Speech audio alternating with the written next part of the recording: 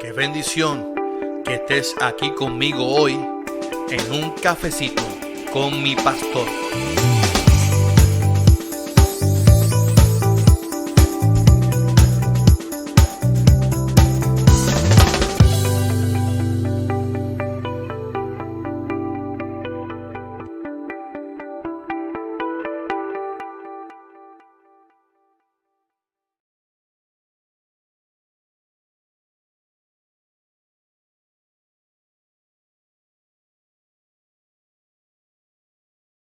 Bendiciones a todos en esta mañana del Señor.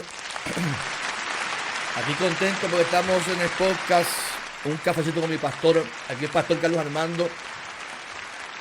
Contentos porque estamos nuevamente en el podcast. Hoy unas vacaciones largas. Del podcast. Eh, Hoy unas vacaciones largas del podcast. Excuso a mi amigo, mi compañero, el pastor Héctor Torres, que se encuentra un poquito afectado de salud. Así que oremos para que se recupere de pronto y termine ese doctorado que lo tiene ya cansado. Lo tiene cansado. Así que oremos por mi compañero Héctor Torres para que se recupere de pronto y esté conmigo aquí nuevamente en el podcast. Con unas vacaciones largas y les voy a decir por qué. Yo siempre cuando cojo vacaciones, en noviembre, en diciembre cojo vacaciones, de todo, en ese sentido. Y hacer el podcast pues, requiere tiempo de preparación, de tiempo de estar aquí en vivo o grabar. Y yo prefiero muchas veces, en ese sentido, pues compartir con mi familia y estar sin la presión de que tengo que grabar algo, hacer algo. Y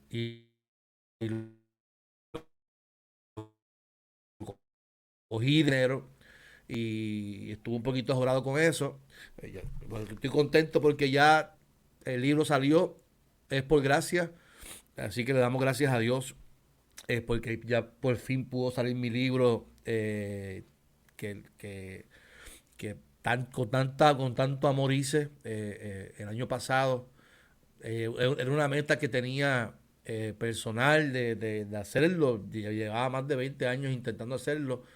Me propuse hacerlo el año pasado y gracias a Dios lo pude lograr. Y lo gracias a Dios porque me ha acompañado en todo este proceso hermoso. Así que y gracias a todos los que lo han comprado y los que me han escrito, que el libro ha sido de bendición, de estímulo.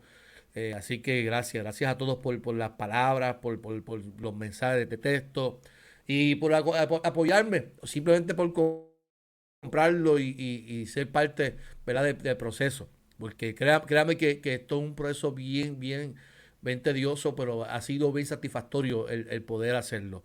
Así que le agradezco a todos por el apoyo. Todavía estoy comenzando. No se cansen de mí.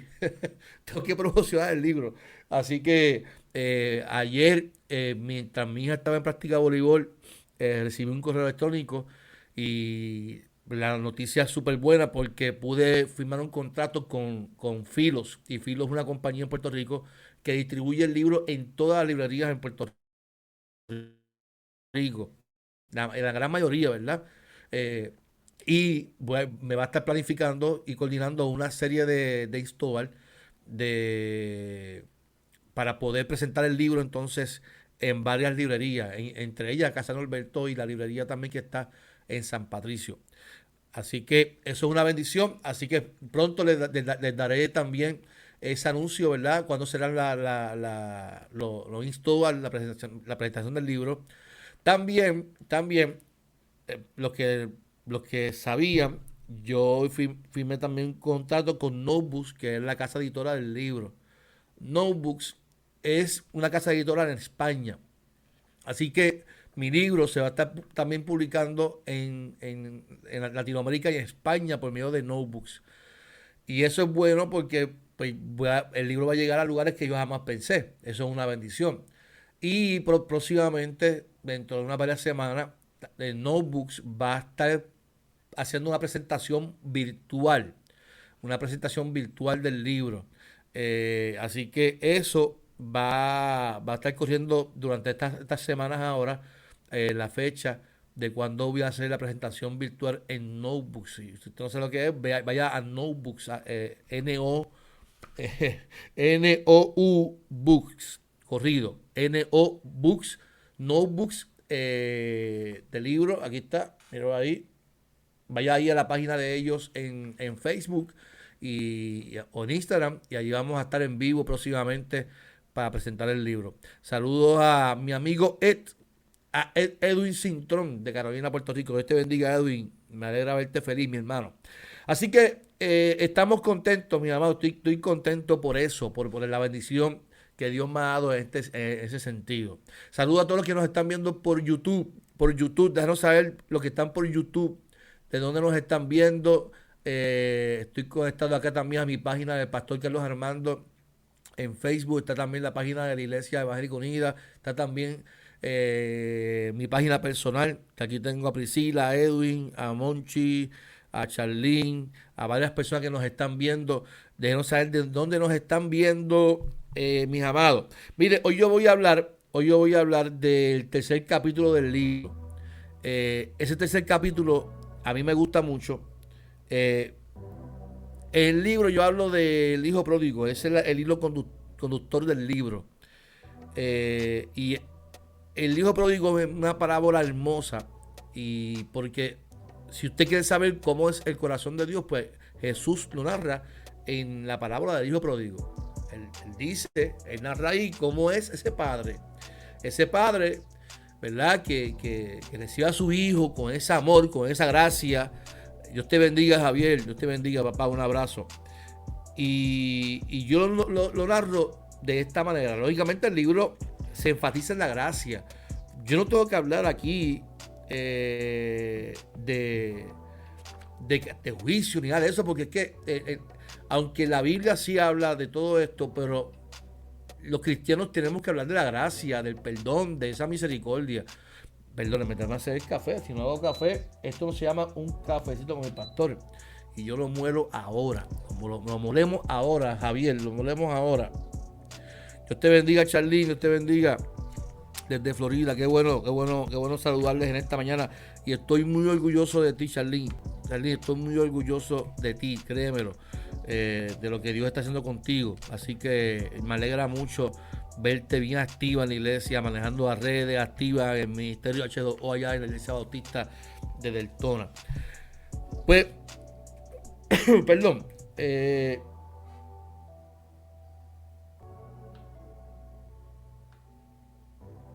no quiero hacer el café. Cuando yo hablo del Padre, hablamos de ese Padre que ama. Jesús dice, ok, ¿usted quiere saber cómo es Dios como Padre? Pues mira, esta es la parábola del hijo pródigo. La parábola del hijo pródigo te refleja el corazón de Dios para nosotros, sus hijos, que somos los pecadores. Entonces, cuando yo hablo del capítulo 3, el capítulo 3 del libro se titula La naturaleza del Padre. Mayormente nosotros, los seres humanos, cuando hablamos de un padre, tenemos una visión bien distorsionada de un padre. Por ejemplo, nosotros pensamos que el padre, ¿verdad?, la figura masculina, es el que llega a la casa, el que se sienta con el control remoto, el que pide, que me sirva la comida, es el que vive la vida soltero, el que sale a beber con los amigos, porque soy hombre, porque soy el padre, porque, ¿verdad? Y esa figura machista. Pero sin embargo, cuando nosotros hablamos del padre, uno de los textos que habla de la figura del padre, Dios habla en su palabra, dice que así como un padre es tierno con sus hijos, así será Dios con nosotros. ¿Ve? La ternura de un padre. Y esto me está saliendo más wow, me quedé sin café. ¿Cómo va a ser? Me quedé sin café. La ternura de un padre. ¿Cómo los padres deben de ser? Pues deben ser tiernos, deben de ser amorosos, deben de ser misericordiosos, deben de ser amorosos con sus parejas, deben de ser amorosos con sus hijos. Y ese es el corazón de un padre. Cuando yo miro el texto de la parábola del hijo pródigo, ¿sabe? Este muchacho que malgastó su dinero, le dice a su papá, yo quiero que me des mi herencia. O sea, para este muchacho, este padre había muerto. ¿Sabe? No quiere saber de su papá. Yo quiero que me herencia y yo me voy a largar de mi casa. Este muchacho, luego de gastar su dinero, de gastarlo en pecado, gastarlo en comida, en bebida, se encuentra en el peor estado y decide regresar a la casa de ¿quién? Del padre. Del padre. Recuerda que esto es una parábola. Y en la parábola, Jesús muestra quien cuando ve el padre, cuando ve el niño o el joven de camino, es el padre que sale corriendo al encuentro con su hijo. Y es hermoso porque en la historia quien salía al encuentro con sus hijos eran las mujeres, las madres. Así que Jesús está diciendo que este padre también tiene el corazón de una madre, que sale al encuentro con su hijo, que lo va a buscar y que lo abraza. Y esa es la ternura de un padre. Yo recuerdo que yo lo hablo en el libro, en la introducción, que en la clase que yo tomé de principios de la educación cristiana,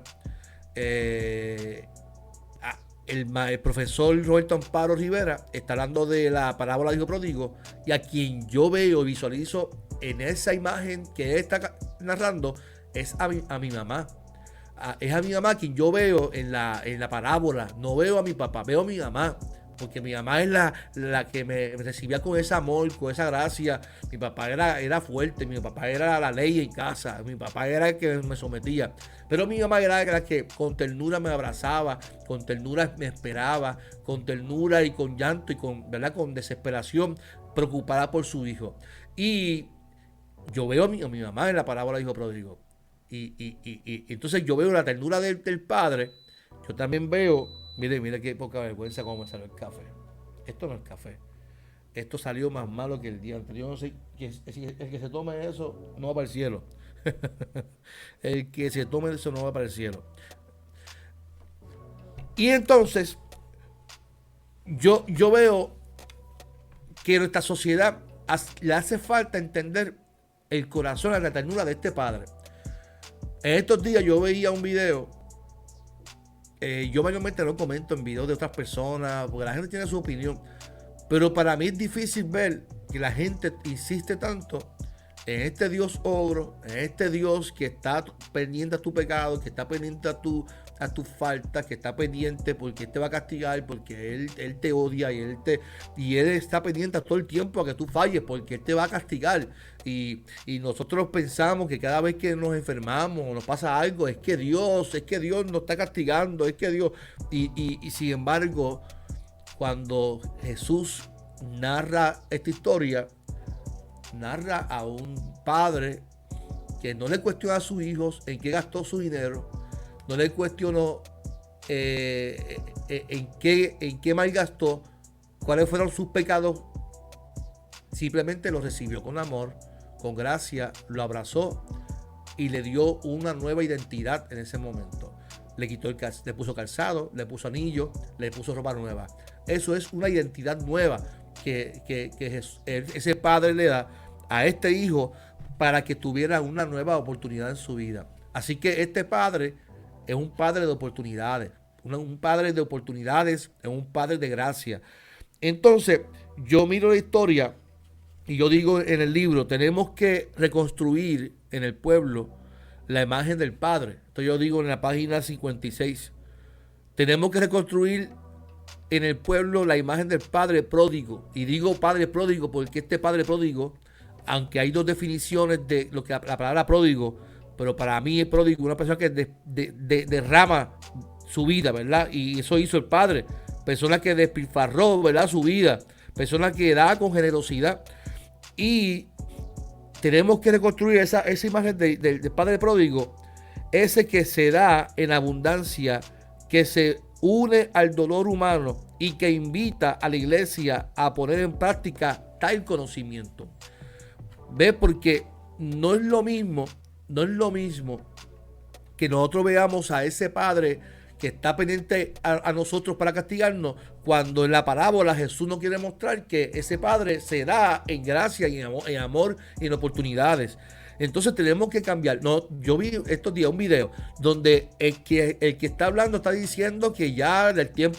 Es que yo no sé cuál es el afán de la gente de pensar que nosotros estamos en los últimos tiempos. Yo no sé cuál es el afán, y lo digo con toda honestidad. Usted podrá decirme a mí hereje, podrá decirme, pastor, usted está desenfocado. Yo respeto su opinión. Pero ¿cuál es el afán de la gente, de la iglesia? de los cristianos en decir que estamos en los últimos tiempos y utilizar textos como Apocalipsis, como Sofonía, textos de Daniel para meterle miedo a la gente del día de hoy. ¿Cuál es el fin de eso? ¿Cuál es el fin de yo decirle a la gente que estamos en los últimos tiempos? Que la gente tenga miedo y que busque a Dios. Pero Jesús no lo hizo. De hecho, cuando los discípulos le dijeron de los tiempos a Jesús, Jesús dijo, a ustedes no les importan los tiempos y las sazones. A nosotros nos corresponde simplemente discipular, amar, predicar el reino de Dios aquí en la tierra. Eso es lo que nos corresponde a nosotros. Hacer discípulos, evangelizar, traer las buenas noticias de salvación. Pero el afán de la gente es, no, que estamos en los últimos tiempos, porque la última trompeta, esto y lo otro. Y yo digo, pero ¿cuál es el afán de la gente de eso? ¿Cuál es el afán? Si este padre que Jesús está mostrando es el que ni le cuestiona y lo recibe con amor. Mire, yo utilizo varios ejemplos en el libro. Y ya yo me pongo bravo enseguida. Me pongo bravo y ahora que no tengo café, me pongo peor. Mira, un texto que yo utilizo en el libro es 2 de Corintios capítulo 5. Dice que ahora que estamos unidos a Cristo, somos una nueva creación. Dios ya no tiene en cuenta nuestra antigua manera de vivir, sino que nos ha hecho comenzar una vida nueva. Eso se llama una nueva identidad, que eso fue lo que él hizo con el hijo pródigo.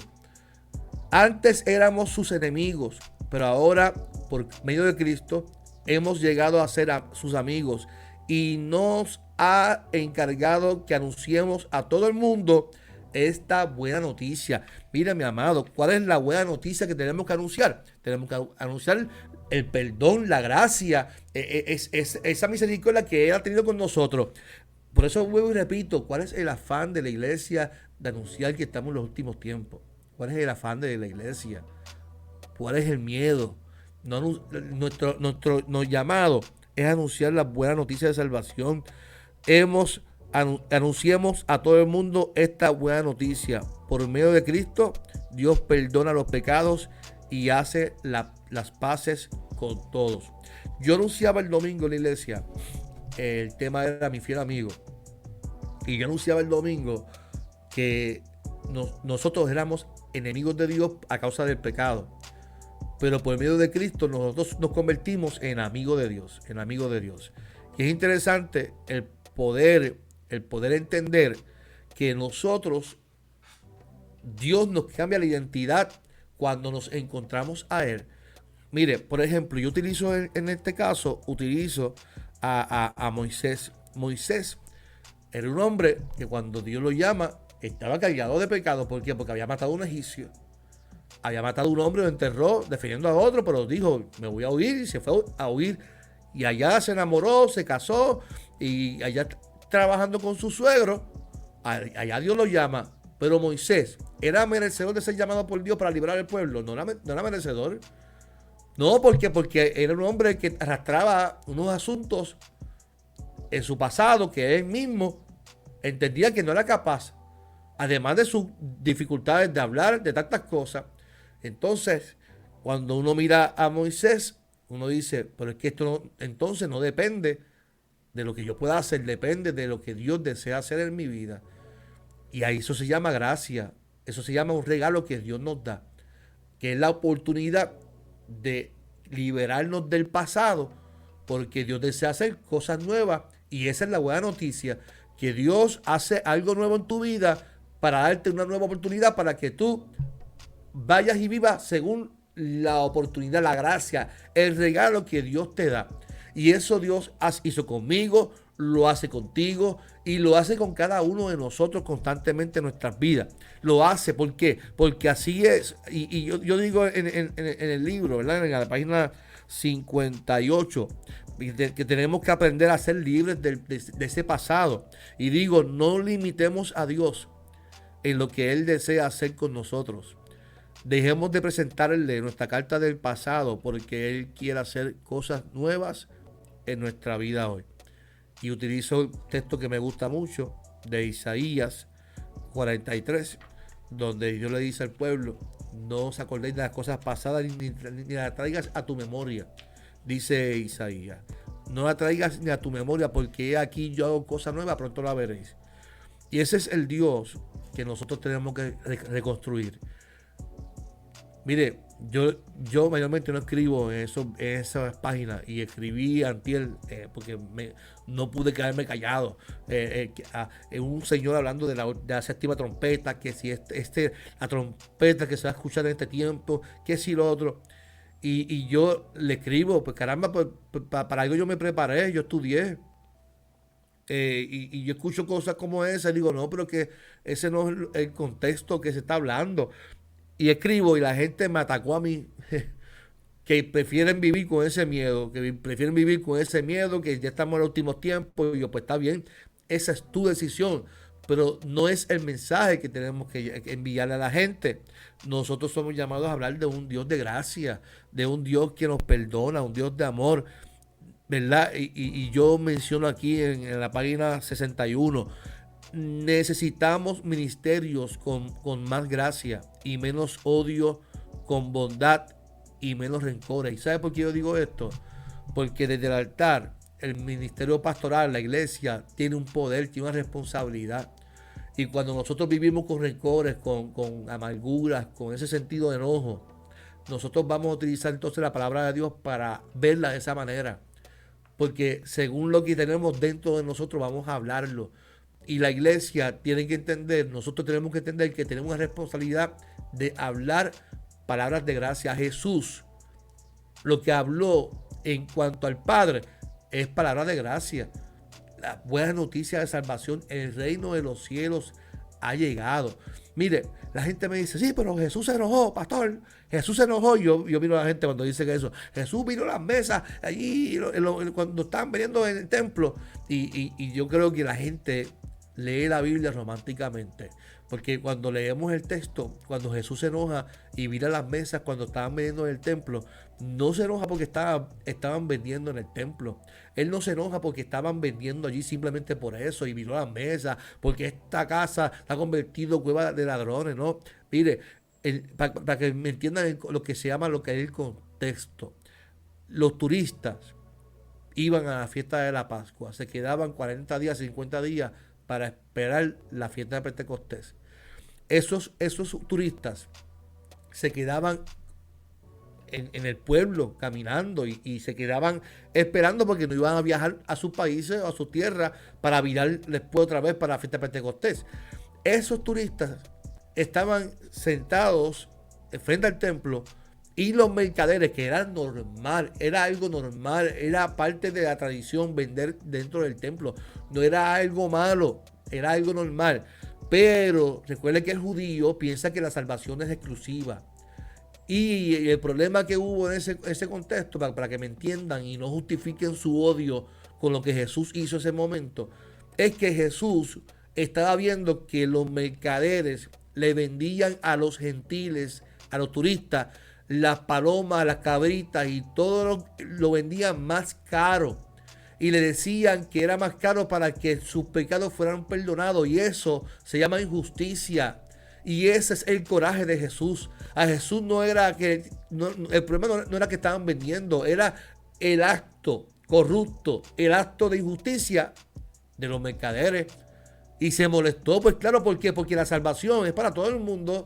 La salvación es por gracia, es porque Dios nos ama. Por eso en Pentecostés, los que estaban adentro comenzaron a hablar el idioma de los que estaban afuera. Eso fue lo que pasó. Dios demostrando que ama a todo el mundo por igual. Pero nosotros pensamos que Jesús se molestó y queremos afirmar el coraje para nosotros decir que también tenemos que hablar con coraje. No, Jesús nos invita en esta parábola a hablar con amor. Nos invita a ver el corazón tierno de Dios como Padre, que nos llama y que nos invita a tener una nueva identidad. El domingo pasado yo decía, esa identidad la da Cristo por medio de su muerte, donde nos convertimos de enemigos a amigos de Dios. Y Pablo establece en Corintios que esa responsabilidad entonces nos invita a hablar de las buenas noticias de salvación, hablar de la buena noticia de salvación.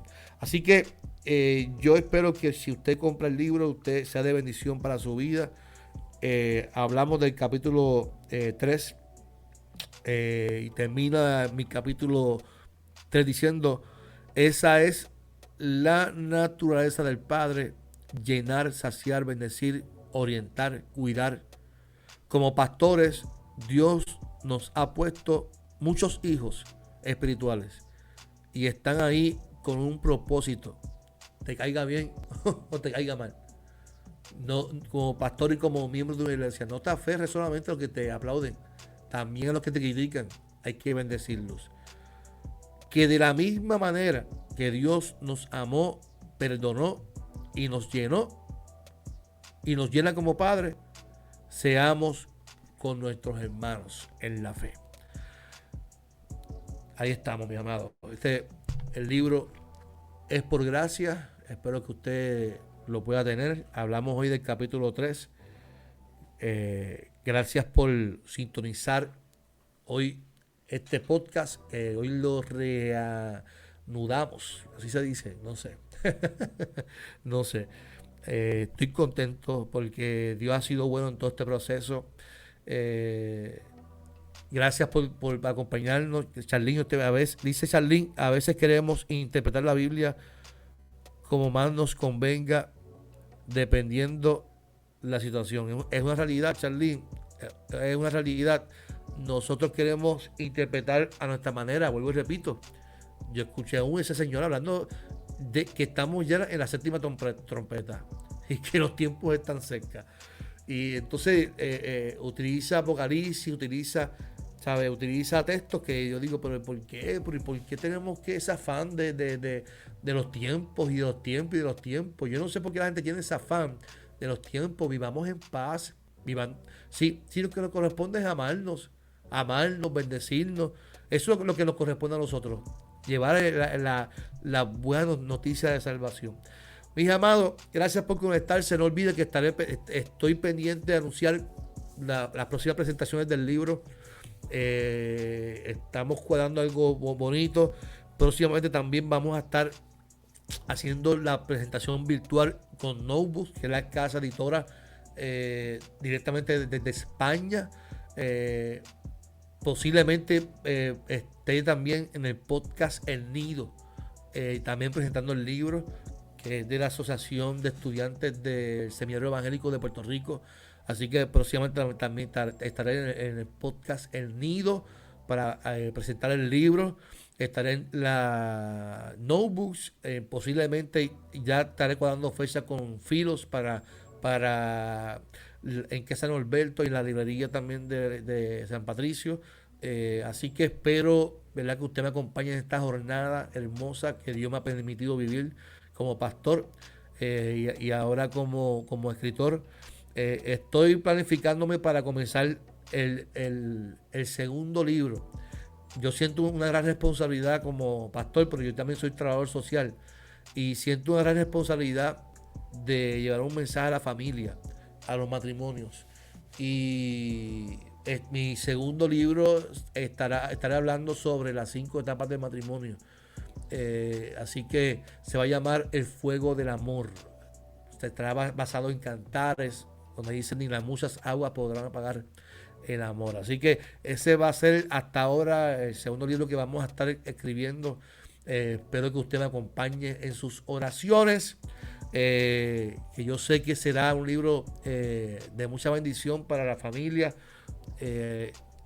Perdón. Y sobre todo de capacitación, porque es lo que queremos hacer, que la gente cuando lea se capacite y entienda que cada etapa del matrimonio es una crisis, que es un proceso, pero que no podemos permitir que eso apague el amor que sentimos por nuestras parejas. Mi amado, muchas bendiciones a todos. Gracias por acompañarme hoy. Yo me quedé sin café. Mire cómo me salió el café. Mire qué porquería. Mira, esto no es café. Yo no sé qué pasó ahí. Yo lo puse para que moliera y que me sacara el café. Me salió un té. Me salió un té. Dios te bendiga, Otoniel, mi amigo Otoniel Vélez. Dios te bendiga. Dios te guarde. Así que, mis amados, este fue hoy tu podcast de todos los miércoles. Aquí te voy a esperar siempre. Espero ya próximamente que mi compañero Héctor Torres Brindoni, pastor de Salinas, se reincorpore conmigo la próxima semana. Así que no olvides, ya próximamente estaremos en el nido y en la página de Notebooks haciendo la presentación del libro. Así que muchas bendiciones. Escríbeme ahí su opinión. Escríbame su opinión del capítulo número 3. Escríbamelo ahí, cuál es su opinión del capítulo 3 de la naturaleza del Padre. Así que muchas bendiciones, les amo mucho. Este fue tu pastor Carlos Armando en un cafecito con mi pastor. Lindo día, así que nos vemos en la oficina. Allí sí que va a haber café. En la oficina pastoral siempre hay café. Dios te bendiga.